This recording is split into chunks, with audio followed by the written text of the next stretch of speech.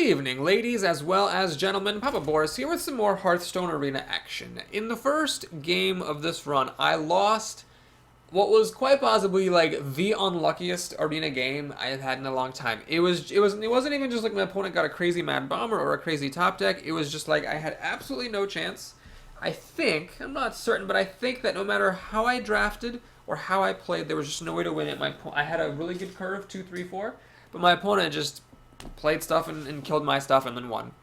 So the second game we played against the Shaman, who didn't play particularly well, and he also, I think, drafted badly, unless he was super unlucky, because he played nothing but really cheap junk all game, and I just won through card advantage and through my bigger minions. Monkey Bone the Druid. I should actually add, I forgot to comment on this during the game itself, but my Stampeding Kodo was exceptionally good, and it helped me get a toehold in the last game during like pretty much the one really vulnerable moment that I had. Because it dropped down, killed something, and then attacked with a Chunder Rhino, and then killed something else, and that kind of swung the tides for me. So had it been a Savannah Highman, I might have had a harder time winning that game. We got our Houndmaster, but no beasts. That's alright, we got things to do until that Houndmaster comes by anyway.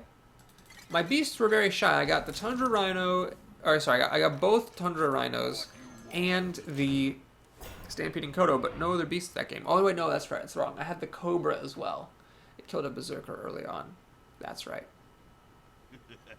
Alright, so my opponent really one-ups me here with this Berserker being a much better card than the Grunt. Is he actually going to Coin Claw? Oh, he is. So do we use the Freezing Trap against the Berserker? I'd much rather kill whatever he played with Arcane Shot, but alas, we cannot always be so lucky. We have two really miserable 4-drops here, and a Scarlet Crusader. Okay, that's good. So now he can shapeshift to ping off the Scarlet Crusader's shield, and then trade the Crusader for the Berserker, but that's still his whole turn. And otherwise, things are going to get even worse for him, because otherwise I can just, you know, kill whatever he plays. And in fact, he is going to go for it. The main issue now is I got nothing to play. I drew like the 2 4-drops in my deck that can't actually really be played on turn 4 to any great effect. And he cheekily gets through 2 extra damage. I will let him have his fun. I'll give him the damage, shapeshift, or sorry, we're going to Freezing Trap and Steady Shot. So the Rhino drops next turn, and this is an important moment, because if the Rhino can just live and I can put a Houndmaster on it, that's a really good combo. A 4/7 taunting beast that gives your other beast charge is kind of a nightmare for the opponent to deal with. He plays an Oasis Snapjaw, which will get frozen trapped, unless, of course, I am unlucky, and he has a charge creature. If he has a charge creature, well, if he's a charge creature and it gets frozen trapped, then this thing lives, but this thing's not going to kill my Rhino. It doesn't hit hard enough. So I don't know. The Rhino actually has a better than average chance of surviving here, I would say. Okay, so he starts to attack.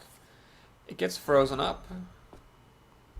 And now does he have a 5-mana way of killing us? Pretty much Starfall that I can think of as the only game in town other than, like, you know, whatever, Swipe Moonfire or something. And indeed, he just plays a Violet Teacher. Now, the Violet Teacher is good in its own right because it has enough health to survive against the Tundra Rhino's attack, even after it gets buffed by my Houndmaster. However, I have Arcane Shot as well, and I will do that. Because you really don't want to let the Violet Teacher hang around any longer than it needs to. So we're going to pop that and Arcane Shot. If that had been a lesser 4-drop, I might have actually ignored it, but I don't want him getting lots of students, even with this Explosive Trap that I have. If these creatures live, I could drop Houndmaster next turn, conceivably, and trade them in for cards. I would love to get a beast, though. That would be great. Nope. Alright, so the Rhino's dead. Does he have a way of finishing off the Houndmaster? He does. Okay, so this is actually a really annoying game where basically I'm losing because my opponent just has a bajillion ass tons of removal. I went down a card via Freezing Trap. And at this point, you know, there's just nothing for me to do. He just has tons of removal. He played 2 Claws, and he also had a Swipe. And so he's just eking out an advantage by removing all my stuff. So there's the Yeti. I can use the Crazed Alchemist, which allows the Senjin to trade with the Yeti. I can also play the Cult Master, which would allow me to get a card for my troubles. 2, 4, 8. Alright, well, this is risky, playing the Knife Juggler, because then the Acolyte of Pain could just get extra cards for the opponent. If I could Crazed Alchemist and not kill the Yeti. Balls. Alright, here's what we're going to do. I'm going to not play the Knife Juggler because I really don't want him getting extra cards off of the Acolyte. Kill the Yeti. Animal Companion would have been good like yesterday. And I think putting down the Knife Juggler is more valuable than Steady Shotting or laying a trap. So now you can get extra cards by killing the Crazed Alchemist with the Acolyte. I'm hoping he's just out of removal now and cannot kill this Cult Master. Because if that Cult Master can just live, granted, 2 health is okay. He's got a Starfall. So this is another kind of bullshitty game. I really don't think this speaks to the poor quality of the deck in any way. I really just think, it's kind of bullshitty how much removal he had. There's really nothing I could do. So we're going to play the Companion, see what we get. Got the Taunting Bear, so that makes it pretty safe to play the Acolyte. Don't see a reason to lay the trap here. I want to steady shot as much as I can because if there's any way that I am going to win, it's going to be by burning the opponent out. So I might as well just go for it. I really need this bear to protect my Acolyte because if the Acolyte can hit his Acolyte, sure, he gets an extra card, but so do I, and I need as many cards as I can get my hands on. He has another swipe! Are you goddamn kidding me, Jesus? Well, at least I'm getting 2 cards out of that Acolyte, and I've got a decent amount of health. So I have a little bit of time to find the stuff I need to be able to win. But Jesus, this is ridiculous. Alright, so he has lots of good mid-gamey stuff. The Kodo's a pretty good find. This allows me to kill off the Acolyte without giving him any extra cards. Do I lay the trap here, or do I lay a creature? I think I need to lay my own Yeti to fight his Yeti. Even though he's got the advantage because he can shapeshift to finish off mine, I gotta go for it, I think. So he's at 18 health, he's pretty far from being burned out, he's got 4 cards. One of them is the Big Dumb Beast, which costs 6 mana, but still that's 3 cards that he has, and he has the turn, so he's got a huge advantage here. And that's a 3rd swipe, or a 2nd swipe, or some ungodly number of swipes. There was nothing I could do to win that game. Nothing. I did not see enough removal in my draft to be able to compete with the amount of removal that this guy had. So, it's ridiculous. At least I got this explosive trap. At least I got that going for me. Gonna steady shot, lay the trap, pass the turn. So he's going down to 11 health after the trap hits. The problem is, as a Druid, he's gaining 1 life a turn, which is really gigantic at this point. But perhaps if I get a Tundra Rhino, I still have one of those in this deck. Are you motherfucking kidding me? Well, we'll have to use Arcane Shot to finish us off, which is good in a way, but in a way it's bad because I was hoping for that Arcane Shot to go at his face. Well, anyway, Tundra Rhino plus this Crocolisk would be some extra surprise damage. And now he's going to, heal back up. So it's like 12 turns to kill him with steady shot. That's obviously more, more time than I have. Here I am at 14 health. Now we do get a Tundra Rhino. Okay, so here it is. The Arcane Shot comes down. We'll do the Rhino, the Crocolisk. This dumb beast is not worth attacking at all. We swing for the trenches. And he's a little bit low. Now, I don't have any kill commands in this deck, but I do have 2 copies of Unleash the Hounds that are still in here. Unfortunately, I don't have any silence, so if he does get a big taunt like Ironbark Protector, or really any kind of taunt, Unleash the Hounds is not going to get any damage through. But if he doesn't lay any taunts, then I might actually be able to squeak through the win. He's going to naturalize, which is potentially going to win him the game, because even though, yes, I'm getting 2 cards, I really need the damage of this guy more than I need, like, the 2 cards. Gonna claw, which actually I'm pretty happy about, because yes, that kills my minion, sure, but and it actually even gains him like a little bit of life. But at this point, he's all out of cards. I could actually steal this game, perhaps. He's only got 4 damage per turn. I can freeze this Cobra, stop him from, attacking for a turn. So we'll do the freeze, stop that from killing my 5/5. Now this 5/5 is threatening a lot of damage. I'm gonna steady shot because I don't want to miss opportunities to steady shot. Gonna play the Crocolisk. So now he can kill the Crocolisk with Shapeshift, but that will actually deal still a net point of damage. And then I've got this and the steady shot to win next turn. So if this is not a taunting card, he's actually gonna lose. And indeed, he does not get a taunting card, he gets the Snapjaw. Now the Snapjaw, what that does, it allows it to kill the Crocolisk, but there is still this 5/5 to deal with, so he's just dead. Wow. So, okay, I was complaining a lot about how this opponent had endless amounts of removal and how lucky he was, but, I think I made the right call in there to start going for the face as much as I could, steady shotting as much as I could and so forth. And that gave me just a sliver of hope. He never played any taunts. He never played a taunt at all this game other than Mark of the Wild. And that wasn't really to taunt, that was just to protect his creature from dying to my explosive trap. So that was pretty good. I am pretty glad with how that went. He got very lucky having ass tons of removal, but he didn't have enough taunt, and I made the right call to go for his face, and so that won me the game. So good times. Were had by me, not so much by him. Alright, so we had a good stream yesterday. My performance in the stream wasn't that great. I'll be posting the highlights over the next couple of days, so you'll be able to see. It had some good runs and had some mediocre ones. But during the stream, one of my viewers Alucard here promised me that if I got to 7 wins, he'd buy me a game on Steam. So I just recently downloaded Cook Serve Delicious, like a restaurant simulator where you start with like a crappy 0-star thingy, and then you try to like get up to a 5-star restaurant and own whatever the world. So I'm pretty excited to try that out. I'll be doing that in the next couple of days soon, I hope. My opponent is very polite, Physica. Kind of reminds me of my girlfriend, Psyche. I will coin out a Crocolisk here. Now, why am I doing that? Well, because even if he kills this, I still want to lay a freezing trap, so that basically whatever is the first minion that he plays, it'll get frozen back up. Alright, he plays the Ooze. So what I can do now is I can lay the freezing trap and just swing past the Ooze. Knife Juggler is another temptation. I could play the Knife Juggler, trade the Crocolisk for the Ooze, and now I have this Knife Juggler here. But I'm going to trust my instincts. We're going to go ahead and just freezing trap and swing for the face. As a hunter, of course, you do want to deal as much damage as you can, if there are reasonable ways to do so. And I'll be happy to have this Ooze get frozen up into his hand. It slows down my opponent's development, and I have no weapons in this deck, so I don't particularly care about him regaining the use of his Ooze. My next turn play will probably be the Acolyte, which is not that impressive, because I'd honestly rather have something more hard-hitting like the Scarlet Crusader than an Acolyte. Wow, King Mukla, huh? So this is interesting because these bananas do not quite allow the Crocolisk to kill the big monkey. And of course this makes me wish I had gone for the Knife Juggler Crocolisk trade, because King Mukla would have been a great target for freezing trap. But I mean, how are you supposed to know that that's going to happen? So this is alright. We'll just play the Acolyte of Pain and swing for the face. So now the King Monkey can just take its time killing off my minions. But I'm pretty much okay with that. I think we're still in pretty good shape. Unless, of course, he's a really strong follow-up, like a Yeti or a Ascension here, then I could be in a bit of trouble.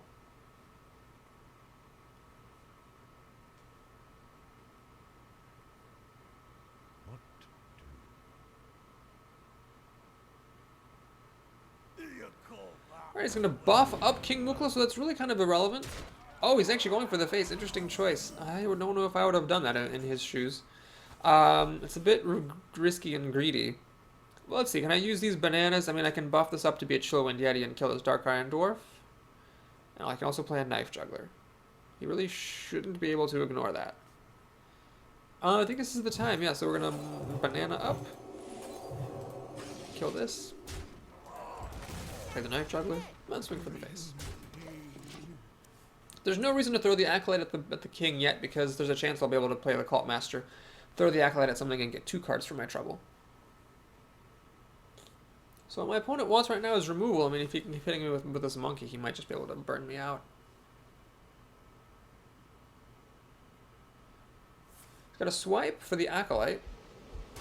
Stop me from getting extra cards out of it. That also picks off this Crocolisk, which is quite unfortunate. Does he have a way to finish off the Knife Juggler? Or is he just going to keep on hitting me for 7 damage? He is just going for broke here. Still not 100% sure that that's the right call on my opponent's part. Alright. Let's think. I can go for an Explosive Trap here, but then I can't play any other minions. That's clearly not the move. Senjin would hold up the monkey, but yeah, we're just going to go for the Storm Pike and then get rid of this thing while we have the chance. The Knife Juggler misses the Abusive Sergeant, but that's alright. So the smoke is cleared. I'm at 15 health. I really just don't think he's going to be able to burn me out, but I guess I could be wrong. I haven't really dealt much damage to him. Card-wise, we're about equal, but he has the play right now. So I'd give him the advantage, but I think if he keeps trying to burn me out, he's going to lose. Because I do have some taunts. I think he would have been better off using the monkey to kill my stuff. Okay, now he starts to play fair. Plays a Loot Hoarder, which is pretty immaterial. And an Ooze, which cost 4 mana, which is also pretty immaterial. Alright, so I could lay an Explosive Trap just to kill these things off. Is that worth doing, or should I just play a big taunt?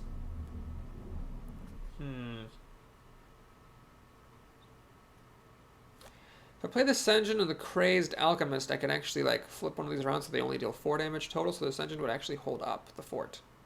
I'm going to go for it. This puts more bodies on the ground, and I think that was more valuable than laying a trap and steady shotting, which yes, it would have killed off his minions, but then he would have had 7 minutes to, do whatever he wants with. And I'd rather him be responding to the big threats I lay than me be responding to the big threats that he lays.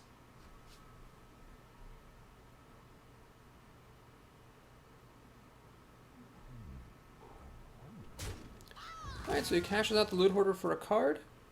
Does he have another swipe? That would let him clear my board. And he's got an Argent Commander, which is almost as good.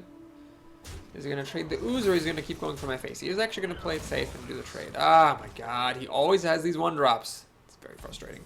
Alright, so the Fen Creeper here could be good. I could also, again, I still have the option of doing the Slaying the Explosive Trap, Steady Shotting, and doing nothing else. Or I could hedge my bets. Let's slay the Trap. Let's see what beast we get. We got the Bear. And Steady Shot. Okay, so that's kind of unfortunate. So the Commander can now kill the Bear.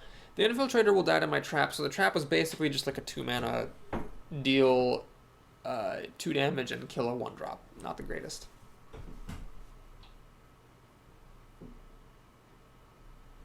He, of course, does not know that it's an explosive trap. He might be concerned that it is a freezing trap. He might not want this guy to get frozen back up. So he might like be too scared to attack with the Argent Commander.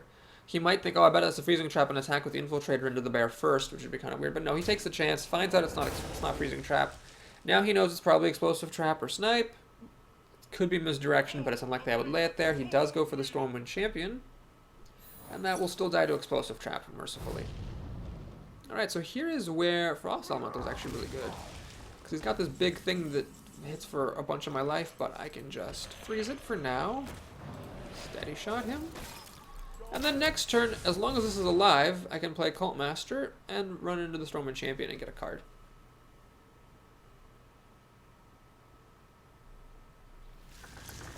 Oh, okie dokie. Okie dokie. Well, there's nothing I can do about this. I got nothing for 11 damage, Ancient of War. I just got nothing. No Hunter's Marks. No nothing. We'll play this, and we'll run that in for a card, but again, there's just nothing I have that can deal with that card. It's just one of the little weaknesses of this deck. Yeah, it's time to concede. Well, we've got some idiotic crap going on in this run. I still think the deck is totally fine. Yes, it's missing Hunter's Mark and Buzzard, and, you know, but just look at this curve. Like, look at how much stuff there is to do early on. Should get pretty fast starts, and as long as, you know, ridiculous things like Ancient of War and King Mukla don't happen, I'm totally fine. So the fact that I'm at 2-2, I think, belies the strength of the deck. Now, it's always possible that I'm going to get unlucky again and lose and have a 2-win arena, which is really, really rare for me to have anything below 3. Like, I can take a look at my stats. Out of, if we're looking just at the new era, where 12 wins was the cap, out of 194 runs, I've only had 10 go below 3. 5 1s and 5 2s. So it's extremely rare to go below 3. I'd be shocked if this deck were one of the ones that did it. But it could always happen. No matter how good your deck is, you could always just get that unlucky and lose. And if that happens, as much as I might seem like an arrogant, douchey face for thinking so, I will think that it was just because I got horribly unlucky. Generally, I find that it's better to, you know, think about what you could have done differently and what you could have done better. And of course, there are probably things I could have done better in this draft or mistakes that I made. But if I lose this game, I will chalk up the result of this horrifically bad run to bad luck, because the Mage game and that game against the Druid were pretty stupid. So here we go. We're up against Curve Lot 13, the optimistically named Paladin. And he drops Leper Gnome, because that apparently is the story of my life. Opponents getting fast starts. We could Crazed Alchemist to flip this and trade with it, or we can play the Croclist. And I'm going to play the Croclist, take a little gamble that there will be something later on I can use the Crazed Alchemist on that's more valuable.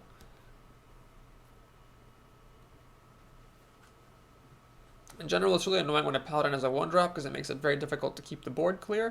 And of course, keeping the board clear against a Paladin is really, really important.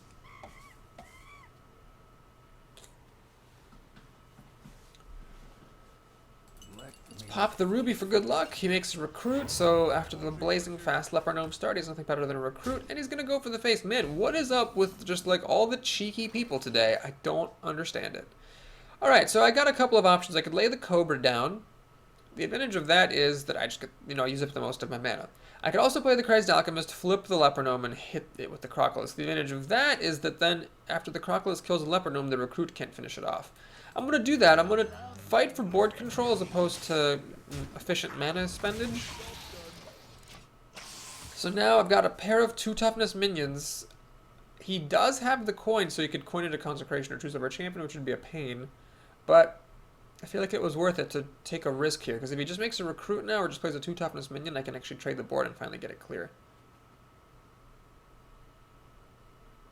He's got a Shattered Sun Cleric. Well, that's actually fine, because this basically means that the board is clear. He does go up a card for that, because he trades a Recruit for a real card, but that's fine, because I went up a card when I killed a Leper Gnome without any repercussions. Alright, so we can make a Grunt and Steady Shot, or a Grunt and Explosive Trap, or I could just play the Cobra. I'm going to play the Cobra because this is the point where he might start playing Ascensions or Yetis, and I don't want to, like, play the Grunt and Explosive Trap, have him play Ascension, and then I just look stupid, when I could have just had the Cobra out here ready to kill it. But look, he does have 7 cards to my 5, soon to be 6, so he's up a little bit. Because he hasn't used his coin yet, and because he caught up when I went up a card.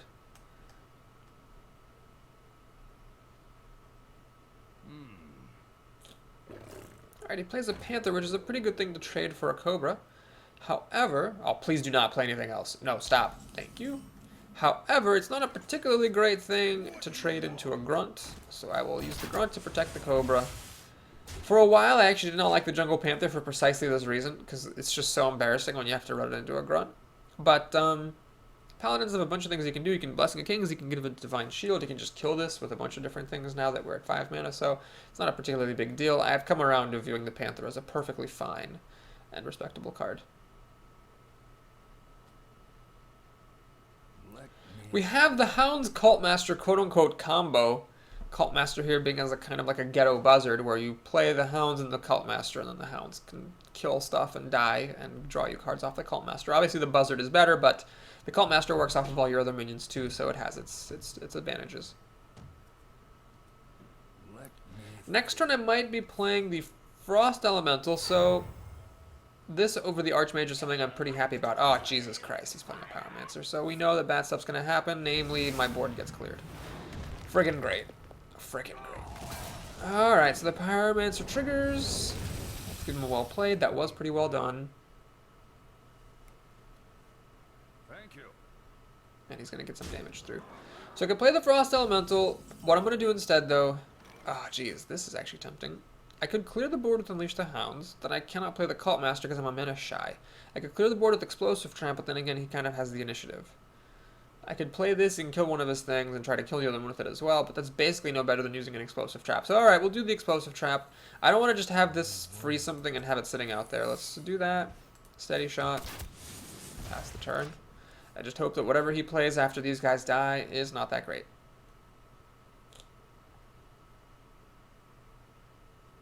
At 7 mana now, my Hounds Cultmaster combo is online. You know what? That was probably a mistake. I probably should have just played this Frost Elemental. Frozen is Panther. He can't play spells because the Pyromancer is going to die. If he just attacks past me with the Pyromancer, that leaves these 2 untoughedest minions for my 7 mana turn to have the Cultmaster Hounds combo go off. So I probably should have set myself up better for the cards in my hand. Alright, 22 health, 20... Steady Shotting, it's about 10 turns to kill him. It's a little bit long. He's got 5 cards, which is a fair amount of cards. But he does a pretty good job repopulating the board with stuff I can throw my Hounds at. So I guess I shouldn't complain. We're going to go ahead and freeze his big guy. And then next turn at 8 mana, again, I might be doing Cultmaster Hounds. If he leaves this alive, doesn't like trade up with the Squire or anything with like a Blessing of Might or anything like that, and he just plays more stuff, I can get a whole bunch of cards.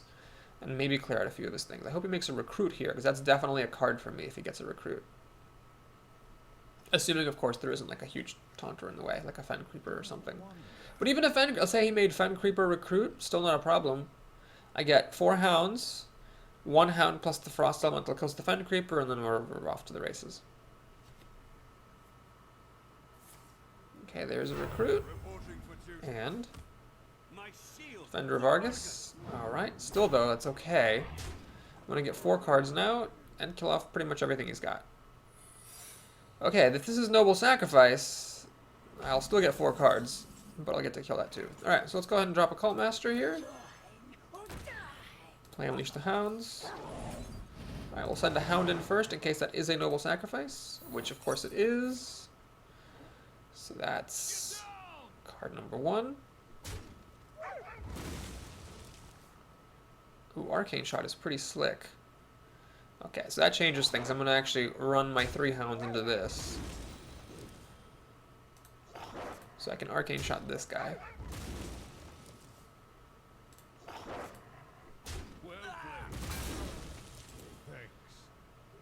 Arcane One-shot that recruit. And the Frost Elemental to kill the Silverhand Knight. And now, smoke is cleared. He's got 4 cards and a Defender of Argus. I have 6 cards and this board that he still has to kill, so I have the pretty big advantage. I have no beasts to use the Houndmaster on, but I do have a quote-unquote beast in the Fen Creeper, which is a very, very large taunter. Give me a quest. Alright, he starts the questing adventure. Let's see if he can protect it. The answer is yes, because he had a second consecration. So unfortunately, this Stormwind Knight only deals 2 damage. I really would like 1 more point of damage so I can get rid of this thing. And I'm going to have to do it. So we're going to do it like this. I'm going to play Knife Juggler, Hounds, get 2 Knifelings. See where they go before we decide anything else. Okay, so with that, I could use the Houndmaster or the Knight. I'm going to use the Houndmaster. The reason is, there's a chance I'm not going to get to use the Houndmaster later. So I might as well use it now while it's good. Yesterday in my stream, people were, you know, jokingly complaining that I do not follow my own advice of a good option now is better than the best option later. I keep on not doing that. So we'll just go ahead and pop the Houndmaster and use it while I've got it. Alright, so he's got the Guardian of Kings, which heals him up a whole bunch, and also drops a 5/6, which is a pretty big threat. Luckily for me, I've got this Taunter here. So, unless things get really dire, that Taunter should help me out a lot. Alright, my Knife Juggler, unfortunately, is not able to kill off this recruit. But I'm going to keep it real safe. We're just going to throw the Houndmaster and the Hound at that 5/6. So I've got the Taunter in case he plays anything else. 13 health is a little bit fragile. I do have a card draw here. I drafted this sort of aggressively, and I'm very glad I did now. So I should be able to pull this out, unless, of course, he can get a whole bunch of cards somehow and win. But that would be the main thing he could get, is huge card advantage. I think even Equality Consecration wouldn't really work very well here, because I'd have too many cards. Alright, he drops another big fatty. Quite irritating. Okay, so let's get a card. Hopefully the knife hits his creatures and not his face. Of course it hits his face. Great. Let's throw another knife. Good. And another knife. Alright, good. So we'll swing, swing, and swing. So now I've got a lot of power here. Equality Consecration, now that he has an Ogre, might actually let him win the game. But if he doesn't have that particular combo, should be able to burn him out either next turn or the turn after.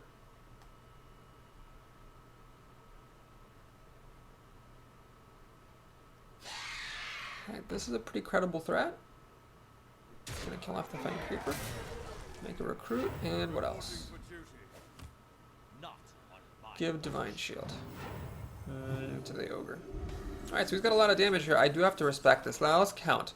3, 5, 7, 9, 13. I actually have lethal damage. And just in case I did my arithmetic wrong, let's play some stuff to get some Knifelings going here. Still leaving enough mana to steady shot. Wow, that Knife Juggler sniped the Protector. Jesus. Alright, get the kill though with 1 damage to spare. Always look for the win. If I had actually started to trade with this board, that could very well have lost that game. It would have taken a lot of energy to kill off those minions. Alright, so it took a little bit of a struggle, but and we had to use the Cult Master, Unleash the Hounds to stay in it, but that gets us up to 3. Now 3 wins, I have lots of runs that go to 3 wins. It's actually not my most common thing. My most common is 5, then 6, then 8 and 9 are tied, and then 3. But still, out of the 194 runs, 18 went to 3. So, like, I get 3 wins by itself more often than all runs less than 3 wins combined. So this is a pretty common place for runs to stop, and I guess if this one stopped here, we'd have to say that my deck was not as good as I thought it was. Up against a Warrior Thread, interesting name for the Warrior. Warriors, of course, cancel out the effect of your steady shots, which makes it a little bit difficult to burn them out. But I have some other burn potential here with charge creatures and arcane shots and whatnot that I'm not too concerned. And I'm pretty happy because the other benefit of playing against a warrior is that they cannot impact the board, as neither can you. So that's fair as fair. I do think generally the warrior class cards are a bit better than the hunters. Like the weapons, the Warsong Commander, the Korkon Elite, just lots of really good removal. Whereas the hunter stuff is a little bit more finicky.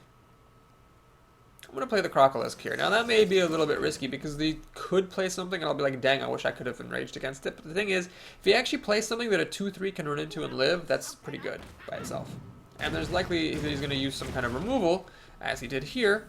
And I'll be pretty happy I didn't play the Berserker. Now, granted, actually, you know what? If I'd played the Berserker, he probably couldn't have played the Mad Bomber because then I would have gotten enraged. Maybe I made a mistake. But, I don't know, is it really a mistake to play something that, like, well, if the opponent has a Mad Bomber, they won't play it? I'm not going to play around Mad Bomber. Whatever. So, yes, it might have worked out better had I played the Berserker. I would have dealt, 3 extra damage this turn. But I think it's okay. It's going to Slam and Whirlwind, I guess. That's actually quite a good combo. No, Slam and Cleave. Well, it's better than Slam Whirlwind, because at least he had to use his coin for this. And we went up a card. No, we didn't go up a card killing the Mad Bomber. We used Arcane Shot, so he just went up a card there. Alright, I'm going to get a card back, though, so it's okay. Pretty tense opener here. He's got 6 cards to my 5. I'm surprised how rarely I've gotten ahead in the opening. Like, in pretty much none of the games have I gotten a lead in the opening, no matter what my cards were. I think my opponents have just been getting very good starts, or at least very fast starts, as I have been. Korokon Elite is the perfect answer to the Gnomish Mentor because it kills it and manages to live. This is so ridiculous. We're going to try to get ahead, though. I want to play Acolyte, and I'm going to Steady Shot. So I'm not going to let him try to kill the Korokon Elite with the Grunt. I want to use the Acolyte to kill the Korokon Elite, so the Acolyte draws me a card. But you know what? That's probably greedy. I probably should have just played the Grunt, let the Korokon Elite trade, and then hope the Acolyte can be good for something else. Alright, drops Ascension, which is really annoying, so he can keep on hitting me. Arcane Shot plus the Acolyte does not kill it. Alright. I could Stormpike Commando, shoot an Arcane Shot, but that still is at 1 health. Still, though, better than nothing. So let's run this in and get our card. Animal Companion? Question mark? No. Let's shoot this thing. Arcane Shot. And now the Korokon, having killed a creature and dealt 4 damage, also gets to kill another creature, which is kind of lame. But we got 7 mana up and running, so we have the Cult Master Hounds combo here. And I can repopulate pretty decently. Obviously, I'm probably not going to play the Hounds Cult Master next turn. I doubt he put that much stuff onto the board. Probably going to play Companion Grunt. Oh my god, this Korokon Elite just will not fucking die. Alright, well, actually shows how much I know. I am going to be doing Cult Master Hounds here.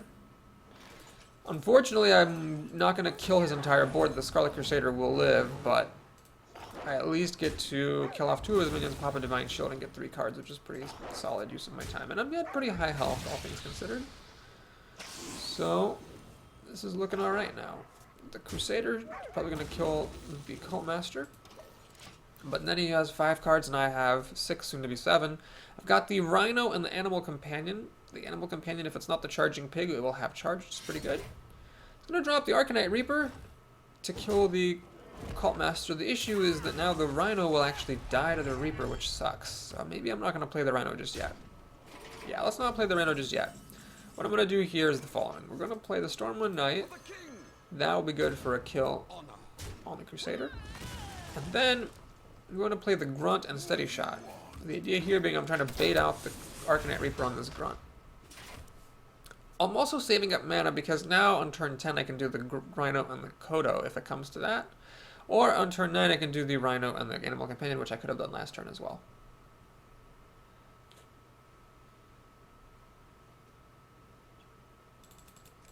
If he actually attacked this, which he seems to be thinking about and hesitating, it would mean he has a hand without removal. Indeed, he has no removal of any kind in this hand, it seems, otherwise he wouldn't have done that, I don't think. Spiteful Smith. And he pointed something at this. Is it an Execute? No, it's an Arcane Golem. Alright, let's see where this Arcane Golem heads. At the face. So he's really trying to burn me out here. Alright, Freezing Trap's really good.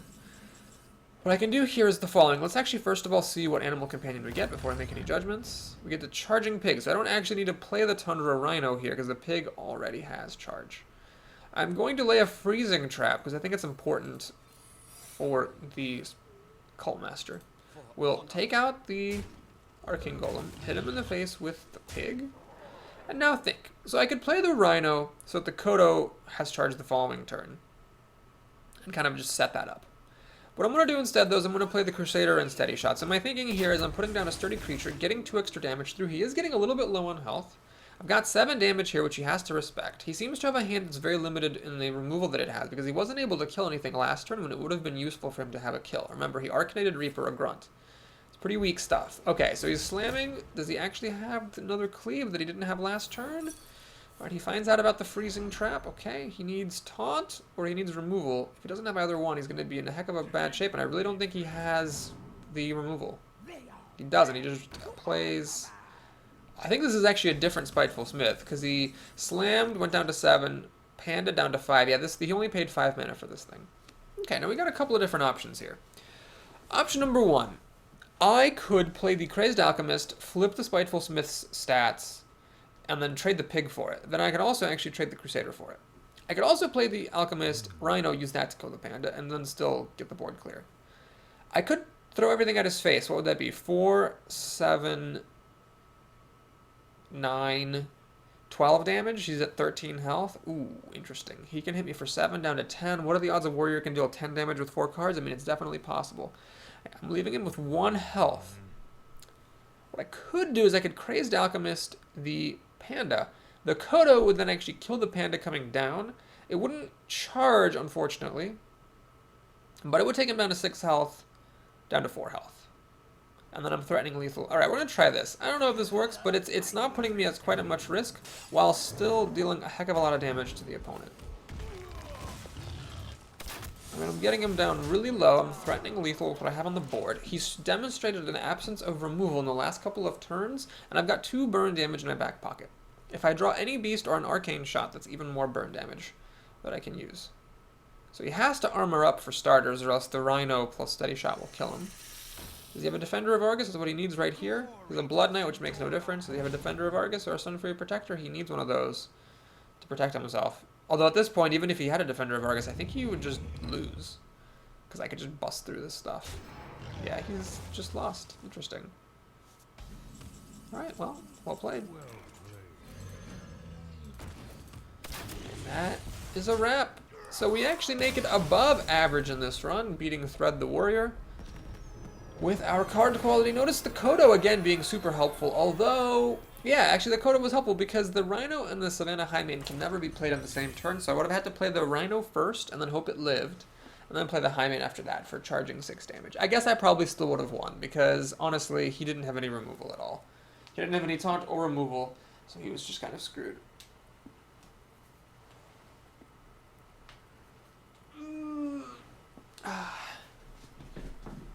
Now I have a place I need to be in 45 minutes. It is actually possible, if I go on a huge streak right now, that this will be a 3-part video, but it would seem this deck is not the powerhouse that I thought, so I'm probably not going to do that, but just wanted to give you a heads up. In the unlikely event that this goes for another 45 minutes, I'll have to log off and finish up in the 3rd part. Tazi 23, another Paladin. Alright, so we're going to mulligan our 4 drops. Keep this Berserker. Berserker, as we all know, of course, is one of the best possible early turn plays against a Paladin, simply because it discourages the Paladin from making recruits. So if the Paladin has a slower start, your Berserker essentially makes the Paladin's start even slower. Well met, one of the most famous Hearthstone phrases. Is he actually going to play something on turn 1? Okay, the good news is this thing will survive against the Berserker, and his hero ability is not going to, like, finish it off or anything. But still. I could have played the Novice Engineer and drawn a card and threatened to kill this also, but I think this is more important because it kills the Infiltrator and then also kills a Recruit, or a 3/2 creature of some kind. Whereas this just kills the thing and then his Recruit lives. Alright, he's going to go for the face. Totally fair. Alright, well, let's see what Animal Companion we get. Hopefully not the pig. Anything would be fine except for the pig. We get the pig. Okie dokie. So we kill that. Kill that. Now we've got 2 very fragile creatures, of course. He could coin into Consecration to kill both off, but the good news is if he has a Yeti or Ascension and no Consecration, the best 2-drop in the game here is going to be killing off whatever good 4-drop he was hoping to play.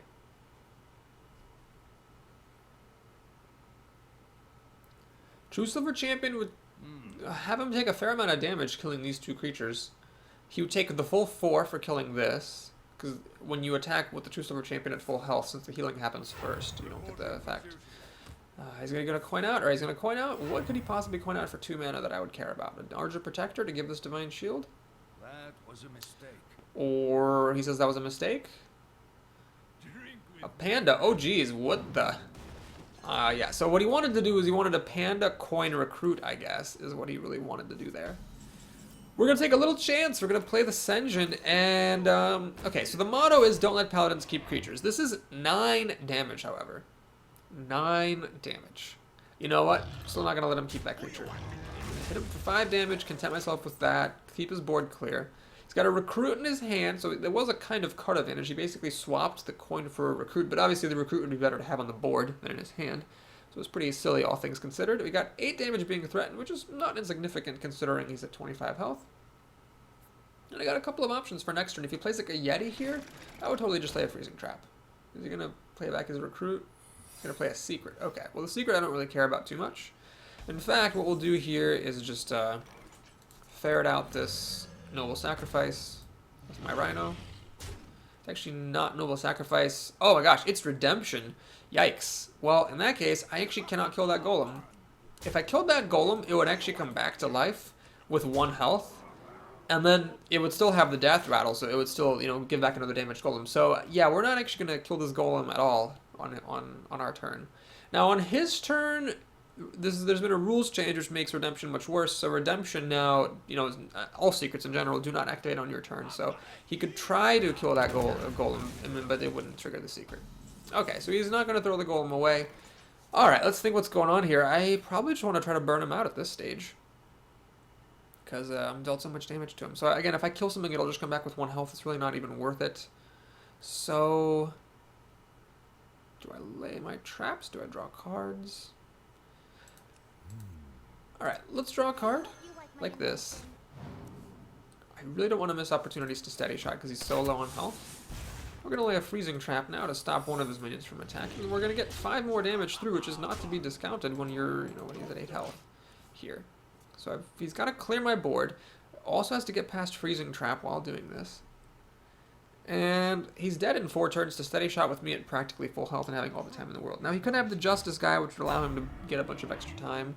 But still, if he doesn't have that life gain, he's going to be in a heck of a lot of trouble. Alright, so the Golem eats the freezing trap. It's not really worth it for me to kill the Sunwalker because, again, it's going to come back to life with 1 health. So what I will do is I will at least pop the Divine Shield. A steady shot. I'm going to... Actually, I can lay that trap later. There's no rush to lay that trap.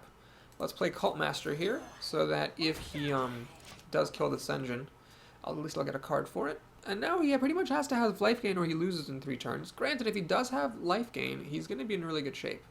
He gets the Justice guy for 6 health. I'm going to be in a fair bit of trouble. This Redemption has been hanging over me all game. It is possible if he wins this game, it'll be because of that secret. I played around it by not killing the Golem, but Sunwalker is the ultimate thing to have with a Redemption. And I don't have any silence. I passed on a couple of owls, so I wasn't able to...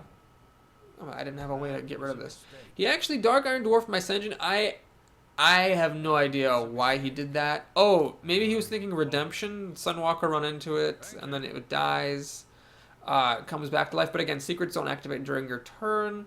He really should have just probably Dark Iron Dwarfed the Sunwalker and killed the Senjin with it, or Dark Iron Dwarfed the Commando and killed the Senjin with it. I don't know what he's thinking. So he made 2 pretty like weird. It's not like I don't even think this guy's a new player necessarily. He made 2 like just like blunders, like just careless blunders. First with the recruit panda getting him in the backwards order, and then you know he had that weird thing with the putting the Dark Iron Dwarf on my Senjin. So I don't really want to throw these at the Sunwalker because neither will die, so I wouldn't even get a card off of it. I can actually throw this away for a card. I will do that. That seems like a good move. So I'm going to throw that away to get a card because I forgot it charges with the Rhino. Arcane Shot's really nice because now I can just Arcane Shot, Steady Shot to kill him next turn, so he has to have life gain this turn or else he's dead. He's going to lay on hands. Well, that is life gain. 8 health is a lot of health. He also gets a bunch of cards. Okay, so that's actually pretty good for him. Looks like he is going to fight past my Senjin, giving me another card.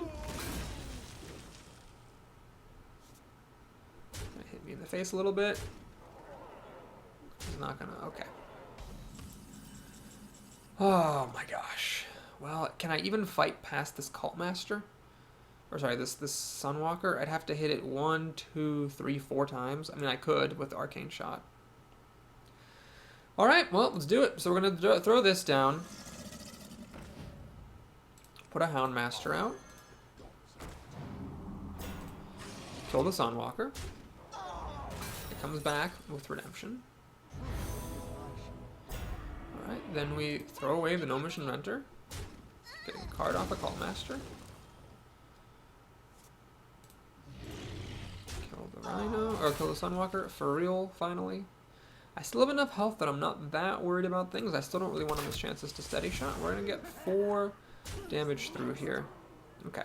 So I am threatening lethal again. He has to have more life gain or again he loses. Assuming he even clears my entire board, Arcane Shot, Steady Shot, Explosive Trap will kill him. So he has to clear my board and life gain. It's a bit of a tall order.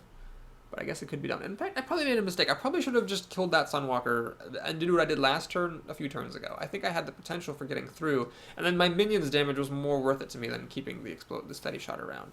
So yeah, I probably just messed up. Alrighty, Hammer of Wrath's my face, which is a very interesting target for Hammer of Wrath. I don't see how he can possibly kill me here. He really should have killed a creature, Cult Master or the Rhino.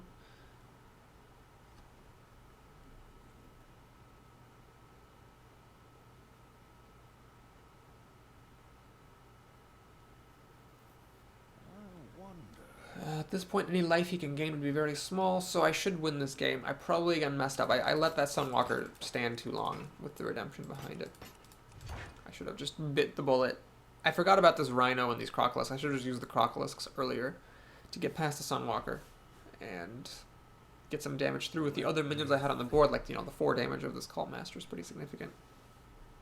I might have even been, I might have even had lethal. I'm very apologetic if that is the case where I actually missed lethal. It's possible that I missed lethal with a couple turns ago when I just got so hung up on just slowly grinding out the win with the steady shots. Alright, so he finally has the kill for all my stuff. He gets to kill the Cult Master, gets to kill the Tundra Rhino finally. And he also peace kept this. But we're gonna keep it very simple here. We're gonna do the Knight, Crazed Alchemist to flip the damage, Steady Shot, Arcane Shot, and that is the kill. Tazi 23 goes down, and alright, we have a pretty respectable arena here. We are at the 5-win mark. 5 wins is my single most common outcome in arena. Not that happy about that. I'd much rather the single most common outcome in the arena, other than 12. Like, if it were like, I don't know, 7 or 8, that'd be pretty great. But 5 is the most common, then 6, and then 8 and 9 are tied. Now, I do get up to 7 wins just a hair over 50% of the time. It's currently 51% of the time. I make it to 7 or higher. So it's pretty good, even with 5 and 6 being the most common. 7 through 12 altogether are the most common thing, or at least it's a little more than half of my total outcomes. But still, hopefully I can just win one more game so I don't add to the total of 5s. Because it's, it's good. It's top 23% or whatever, but it's not that great. Wombat Combat is our opponent in this one. And praise be the heavens, we actually have a 2-drop in our opening hand even before we mulligan. What is this madness? If I get one more 2-drop, we'll be having a very fast start. And okay. I don't know if I'm going to coin a Knife Juggler just so I can play Crazed Alchemist on turn 2. Because Crazed Alchemist, yeah, not the most impressive 2-drop. If this were Freezing Trap, I might do it. But you generally don't want to lay Explosive Traps just early on out in the open like this. So I might just not even coin out this Knife Juggler. We'll see. Okay, well, with the Novice Engineer, we're doing this. I'm going to play the Knife Juggler and see what happens if he has a Shadow Word Pain or whatever. But even if he kills this, I'm pretty happy to play Novice Engineer on turn 2. Mad Bomber, 28% chance or 26% chance of killing the Knife Juggler, and believe it or not, it actually doesn't happen. Unbe-freaking-leavable. So, we could Crazed Alchemist. It really doesn't affect anything to Crazed Alchemist here, so we're just going to play Knife Juggler, or the Novice Engineer, get a card. Hope the knife hits his face. It doesn't. We'll now Well, let's see. I could get really cheeky and hit him in the face here. What am I risking? I'm risking that he kills off the Knife Juggler, but then the Novice Engineer kills the Mad Bomber. Alright, we're going to get cheeky. Generally, I'm not a fan of doing this, but here in this particular case where this Mad Bomber's at only 1 health, I think it's worth doing.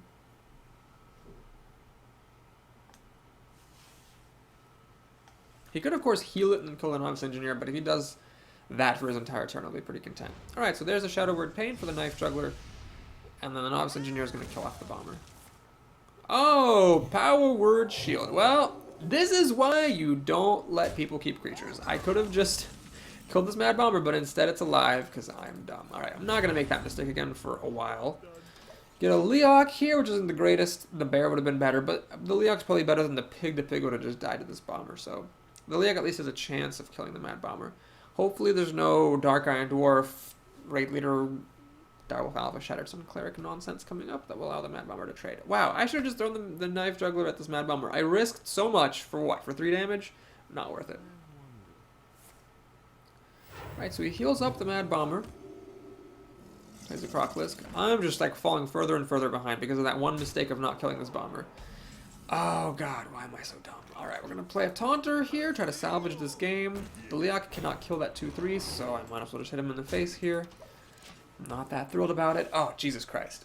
Wow, that was a really embarrassing mistake, but I'm glad I made it. Because I thought like I knew the rules and I had a justified reason for getting 3 extra damage through. I'm a hunter, I need to squeeze damage through, blah, blah, blah. But even then, nope. Shouldn't have done it. You just risk a lot for very little in return. That 3 damage is immaterial compared to this Mad Bomber not being here right now.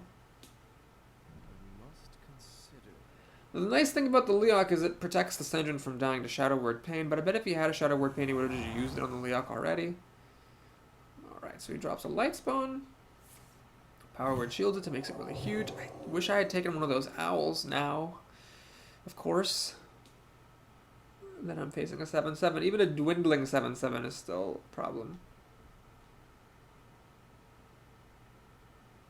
I'm 1 turn away from being able to freeze it. Okay. So here, the issue is I cannot kill both of his creatures, so if I lay a freezing trap, it's not going to target the Light Spawn, it's going to get the Crocolisk or the Bomber. Okay, we have to do this though, so here's what happens. We're going to Crazed Alchemist the Crocolisk.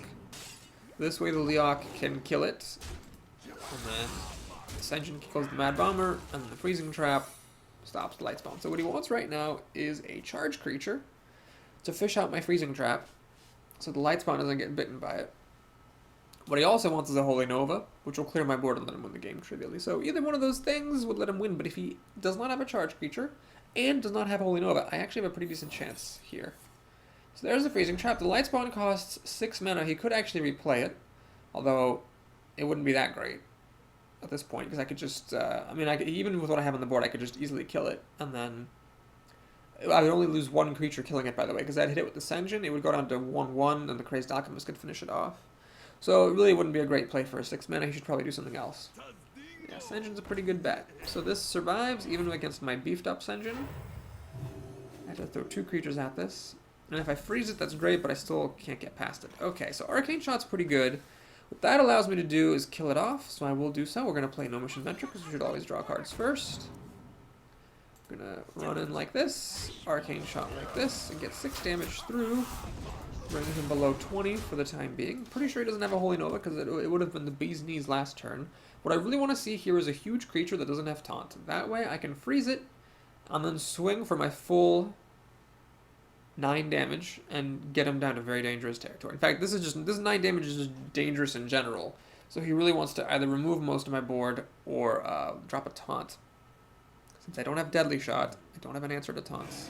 The Yeti's good as long as he doesn't back it up with Sun Fury Protector to give it taunt, and indeed he does not, so this is pretty great. The Yeti's not as big as some things I could freeze, but I'm pretty happy to freeze it still. We're going to play the Frost Elemental, freezes the Yeti, and now we're going for the Burnout Paradise, where he's down pretty low, and I'm threatening lethal. Now, granted, he's a priest. He can keep healing himself, so I'm not going to steady shot him to death. But I do have, on top of steady shots, 4 extra burn damage here, plus this board. And he's demonstrated not having a Holy Nova or big taunts. Okay, so there's finally a taunt. Unfortunately for him, if he doesn't have a Shadow Word Pain or a Holy Smite for this Leok, the Frost Elemental will kill the Fen Creeper all by itself. And okay, so he heals up, but he's still in pretty bad shape. Let's take a look here. We're going to kill and count. So I've got... I'm definitely not missing any steady shots. So I'm going to steady shot for sure. So that's 7, 9... Yeah, this is actually lethal damage. Even when you're a priest, gotta be careful because you can get burnt out. I didn't actually need the arcane shot because of Leok buffing this. Man, that Leok turned out to be really great. The buff made a big difference. It was probably even better in the end than the bear would have been. And the really important part is I make it to 6 wins, so I jump over my hump of 5 wins where I get stuck all the time, and look at that, folks. With just a little bit of luck, I can make it to 7 wins, and I think we can all agree when my initial appraisal of the deck as being, you know, pretty decent, has held out. We got some unlucky games early on to start, but 6 wins, you gotta give the deck some credit. And of course, you gotta give the player some credit too. Because without good plays, you could play the best deck in the world and you'd still lose. So who are we fighting? We're fighting a rogue. Angry Mob is a very threatening name for a rogue. Can I please be second? I am second. Oh my goodness. Second against a rogue. Never thought I'd see the day. We're going to mulligan all this stuff. I've got plenty of 2-drops in this deck. Even if something like a Freezing Trap would be fine. And okay, we get the Berserker and the Freezing Trap. So I am going to go ahead and coin out the Berserker. The nice thing about Freezing Trap is it doesn't get ruined by the rogue's hero ability. And especially with young Dragonhawk on the prowl, we do need to play aggressively. Alright. I'm going to play the Berserker this time. I really do hope I get to kill this and let it get enraged. Of course, if she has removal for it, I'll regret that I didn't throw out the Crocolisk, but still. I think when there's already a creature out here, it's worth trying this. So does she have the backstab to kill this with? Does she have the backstab? She does not have backstab to kill my Berserker. And in fact, with her throwing it at my face, strongly suggests that this is some kind of an aggro rogue. I mean, who else would be playing young Dragonhawk? Let's see if she has a way of killing this. So what she needs now is a comboed out SI agent, ideally. So like a backstab SI agent would be a godly hand. Backstab this, dagger it, SI agent, kill the Berserker. You have a 3/3, your opponent's board is cleared, and you're off to the races. Mana Addict, not nearly as impressive. Not nearly as impressive at all. Alright, well, Arcane Shot is a pretty good arrival. What we're going to do here is just simply Steady Shot. Arcane Shot to finish off the Mana Addict and swing for 5 damage, which is pretty significant. When you're up against a rogue, you got to figure she's going to dagger your minions at some point. So she'll take some damage there. So really, any extra damage you can get on while keeping her board clear, of course, is good times. I've got the Hounds here for some potential extra damage as well. And I got card draw here with a decent-sized body. If she has a Sanguine or a Yeti here, I will probably attack past it and hope to Freezing Trap it. Does she have a Deadly Poison? She does, but I'm okay with that because she's going to take, you know, a lot of damage using this Deadly Poison. She will, in fact, take 5 damage right off the bat, killing that Berserker. Fine by me. Alright, so let's go ahead and drop an Omission Mentor for a card. Keep 2 damage on. Crazed Alchemist, we have to keep in mind the potential perhaps for Crazed Alchemist to flip the Omission Mentors for 2 surprise damage. So I've got 2 burn damage here, 2 burn damage here. The Hounds are some unspecified number of burn damage. My opponent doesn't have any good cards, so he's just playing tons of junk. Here's where an Explosive Trap would actually be pretty great. But I'm at such a high health total, I'm pretty content to race her here. Let's actually think. I could do Hounds here and just throw everything at the face. 3, 4, 5 should be down to 9 damage. Oh my god. We're gonna do it. I doubt this aggro rogue is gonna have, you know, too much life gain, if any. And if you hear meowing, that's not you going crazy and it's not in your house, it's actually my roommate's cat. But, yeah, I've got... Okay, assuming the Gnomish Mentor dies, so the Crazed Alchemist trick doesn't work anymore, I've got, you know, 2 burn damage in my hand, plus the steady shots every turn, plus this being an aggro rogue, not likely to have too much life gain, plus a full health on my own end, so she's not going to be able to burn me out. It just looks pretty good. In fact, one of these Hounds might get some damage through. She had Shiv. What she really wanted was kind of Knives. And is she going to dagger up one of these Hounds? If so, I don't care, because just the extra damage from the Hound is all that matters. Yeah. Okay, so she's pretty screwed now. I'm going to save the Stormpike Commando. I'm not even going to play the Kodo, to be honest. We're just going to Steady Shot here. Play Grunt. what you want. And play Alchemist. Love my new recipe.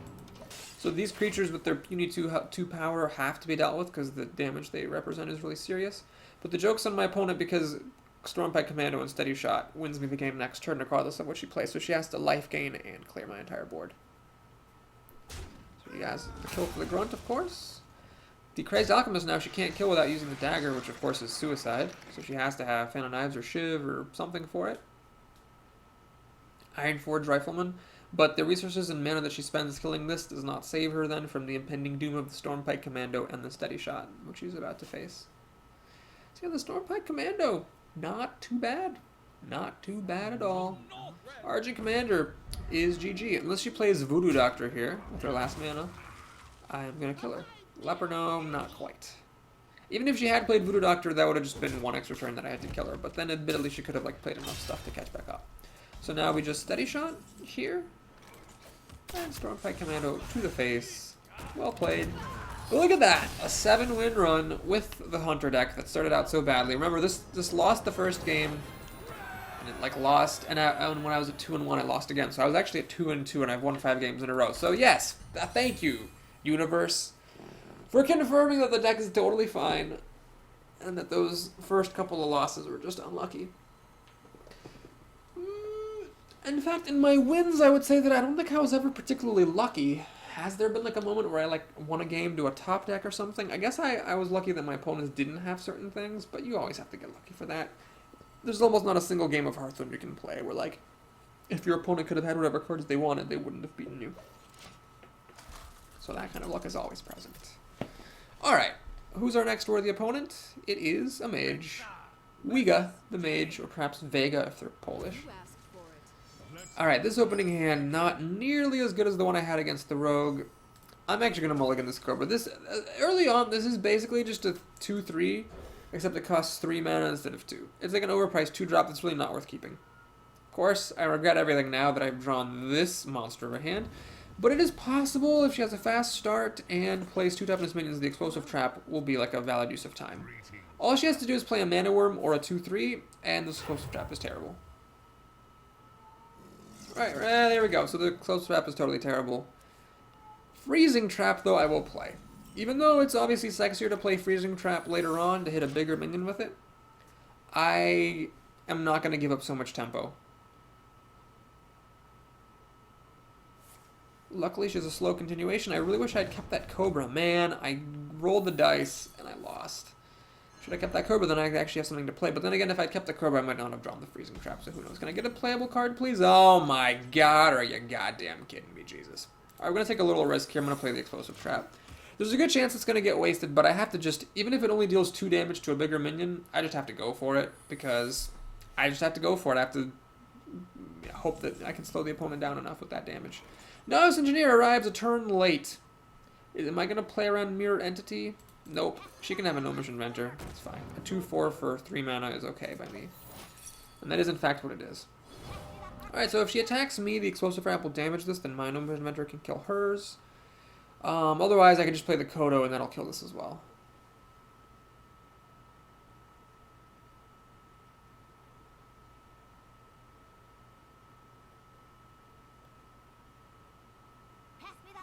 She actually plays her own Gnomish Inventor.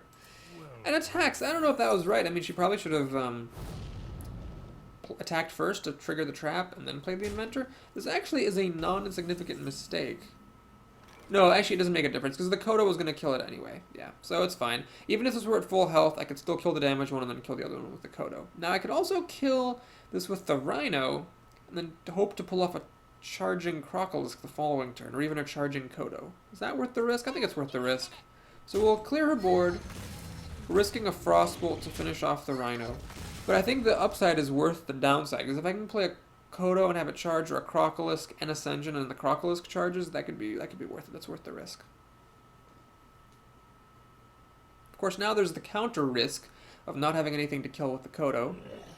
Alright, is she going to kill something with that 2 mana?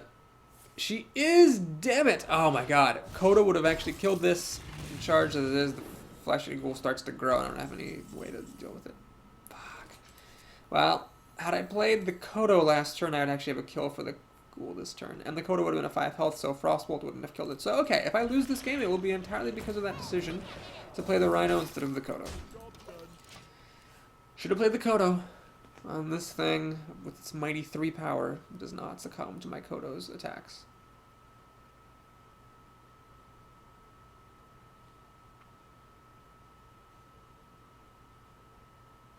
Or maybe it was the right play to play the Rhino, but, you know, just didn't work out correctly.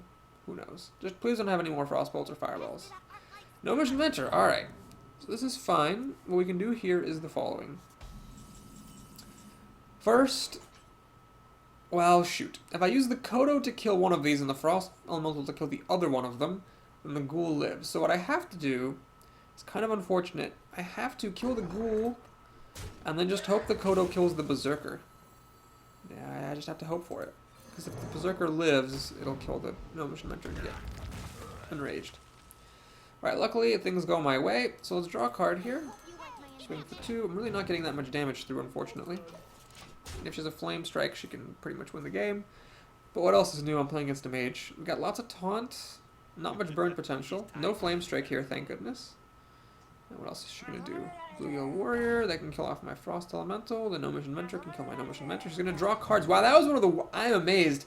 I'm at 7 wins playing someone like this. This is a big mistake, folks. Learn from it, please. Do not play Cold at Oracle at the end of your turn. You should at least play it at the beginning if you're going to play it at all, so that you can make use of the cards, perhaps.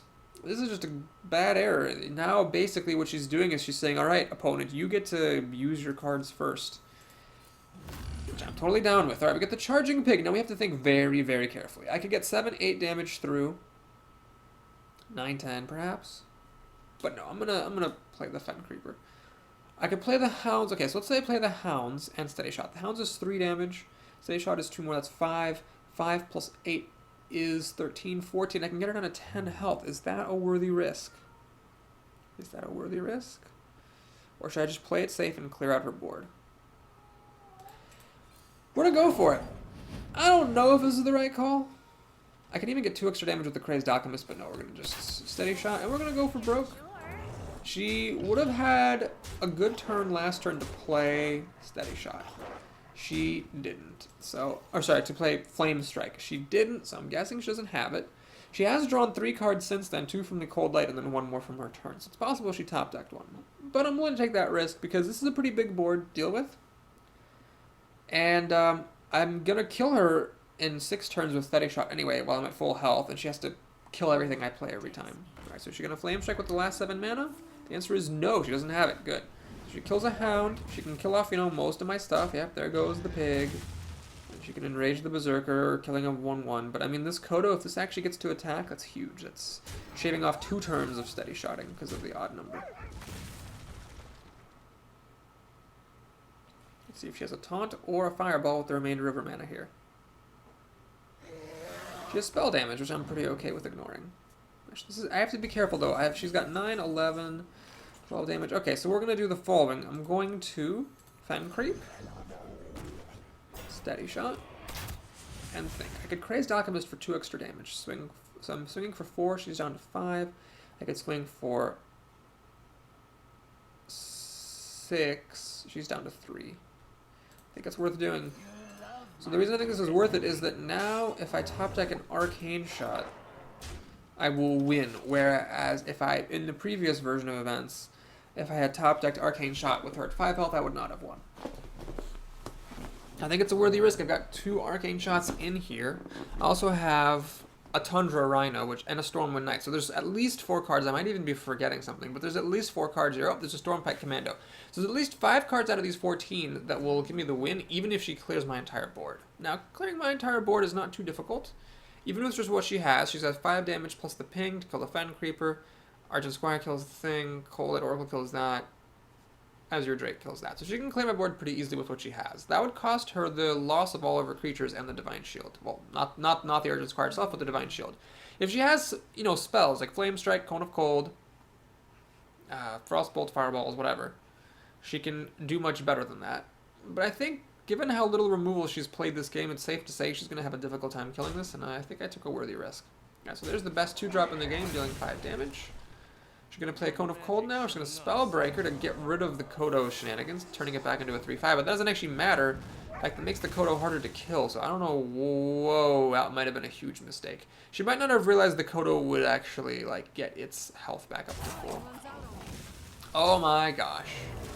That was a big error. Oh, geez, that was a huge error. She's actually just dead now.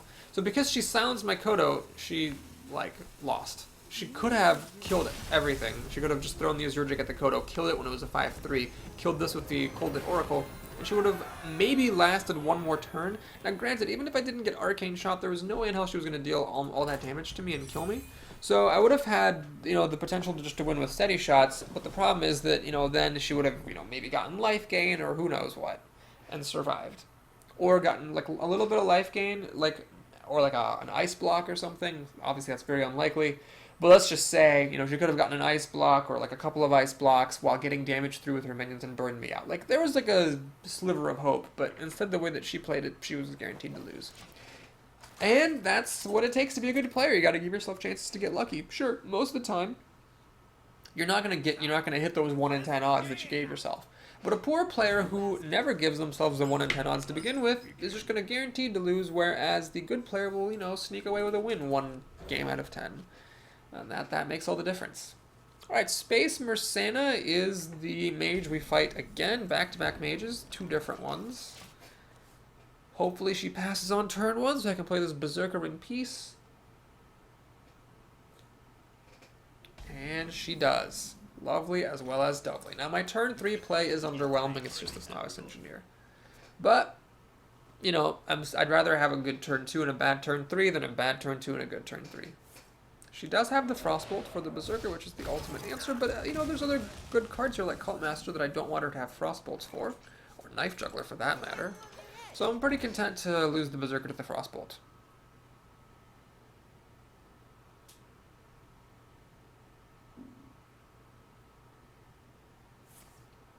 She's got a 4-drop here, which I'm concerned about because I'm probably not going to have a good answer to it, and indeed it's a Water Elemental. I do not have a good answer to it at all in the slightest. Alright, well, no point in playing Cult Master here. I mean, I could play it, throw the Knife Juggler at it. Actually, is there a point in doing that? There is. Well, no, there isn't. I'm going to keep the Cult Master on hand with this pair of hounds here. I might as well keep it as a catch-up mechanism if I fall behind during the game. And I won at least 1 game in this arena to that very thing, catching up with Cult Master hounds. My opponent, however, keeps on playing good 4-drops. As we all know, good 4-drops win games, which is a problem for me. Here, I hate to play the Rhino just to kill this Elemental, but I really need to do that. So we're going to play this. It sucks because now the Yeti gets to kill the Rhino for free, and she still has all of her mana to spend. But again, we do have this sort of quote-unquote trump card of the Cult Master Hounds combo, and if the board is set up in such a way that that works out well for me, I could catch up here.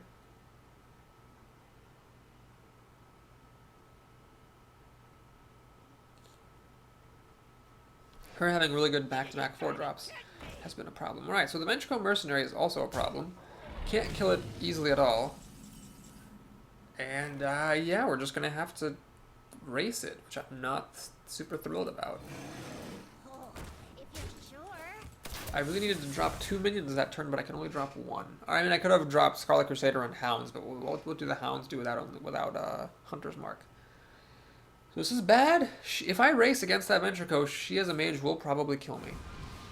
She's not playing any minions this turn at least, but she is going to get to ping away my Novice Engineer. Or perhaps the Yeti. Yes, she's going to ping away the Yeti. So it's just, I'm looking straight at that Ventricle Mercenary. My catch-up card, Cult Master Hounds, is actually not working at all. Oh boy, Freezing Trap. Sure am glad you're in my deck. I sure am glad you're in my deck. Holy cow. Alright, let's play Scarlet Crusader. Steady shot. Swing, so she's down below 20. So it's still good for her because she gets to attack with the Ventrico, trigger the Freezing Trap, and then play out her full 7-mana turn, but at least, hopefully, now that this costs 7 mana, she'll be playing other things and I'll get to use my Cult Master Hounds again. Well, if there's one time where I got very lucky in this arena, it was me getting the Freezing Trap right here. She actually makes a really big mistake. She plays the Fairy Dragon first, which is pretty bad because, honestly, she should have just attacked first, check for the trap, In case it was an explosive trap, she wouldn't have wanted this. And in case it's a freezing trap, she could have played this for 2 mana and had 3 extra mana to spend. So she just lost some mana for really no reason here. I'm not going to complain though. Let's play the Stormwind Knight. Steady shot, swing, and attack. Now you might say, Papa Boris, why didn't you play the Cult Master there? It's got 4 power. It would be in place for the Hounds. The answer is I think it's way too important to make sure I can play this at the same turn as I play the Hounds. Especially if she flame strikes here. She's going to play Mad Bomber, which, please just don't kill the Scarlet Crusader. Alright, so at least it misses the Scarlet Crusader, but she's still going to get to kill everything here, rather tragically. The good news is I've got plenty of health, so I've got some time to catch back up. Is she actually going to get a secret? Please tell me she's not. Alright, she doesn't. And did she not have enough mana to kill this? Oh, right, because she pinged the Crusader, so this actually lived. That's actually pretty huge. So what we're going to do here is think. I could obviously Kodo the Mana Worm, but I could also Crazed Alchemist the Mad Bomber for a chance to Kodo that, but that's pointless. I could Cult Master Hounds. But wait, do I even need to do that? I can just Hounds and Hounds. I can just double Hounds here. That's 3, 6, 8, it's 10 damage. I can't quite kill her. Alright, we're not gonna, well, but if she plays a taunt, I might not be able to pull this off next turn. Let me count again. 3, 6, 8, 10. Cult Master or Crazed Alchemist cannot deal any extra damage. Then a Steady Shot would kill her the following turn. She has 8 health here. She'd have to clear my board and life gain. You know what? I'm going to go for it. The worst that could happen is she has like an Arcane Explosion to clear my board with, and she life gains. But I've got other burn potential in this deck, and the most that she could possibly life gain is 4 via Priestess of Elune. So if she actually Arcane Explosion Priestess of Elune to go up to 5 health, she could kill me before I Steady Shot her to death, especially if I don't get any of my burn, like my Thunder Rhino, my Stormpike Commando, or my Arcane shots. Alright, Flame Strike is great. Well, she's got a Voodoo Doctor back there, this game's over. And she does not have a Voodoo Doctor, so she will ping herself. Going out in style, as one always should, and here we are up to 9 wins. Well, folks, the unthinkable happened, and I do need to depart. I've got to be somewhere in 5 minutes, so I need to go. And that means that this run will be finished in the last video. The last video might be very, very short, just a single game. If I lose it, I apologize for that. I didn't think I'd get it this far, but I did. So thanks for watching. If you enjoyed it, please like and or subscribe, and we'll be back soon with the 3rd and final video of this arena run. Take care.